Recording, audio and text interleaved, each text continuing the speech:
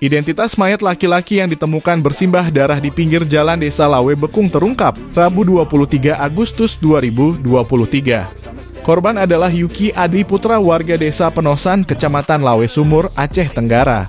Kepala Desa Penosan, Antoni Sihombing, menyampaikan korban merupakan siswa SMK Negeri 2 Kutacane. Dia sebelumnya berangkat ke sekolah mengendarai sepeda motor pada Selasa 22 Agustus. Pihak keluarga sempat was-was lantaran Yuki tak kunjung pulang meski jam sekolah telah usai. Akhirnya mereka mencari Yuki ke rumah teman dan kerabat hingga malam hari.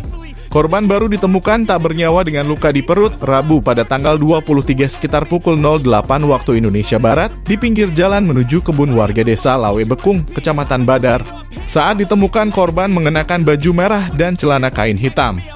Namun sepeda motor dan HP milik korban raib. Dugaan sementara, Yuki menjadi korban tindak kriminal hingga kehilangan nyawa. Antoni berharap polisi dapat segera menemukan pelaku dan memprosesnya sesuai hukum yang berlaku di Indonesia. So you can go kick rocks, I'ma stack bricks up, build what I want to, man.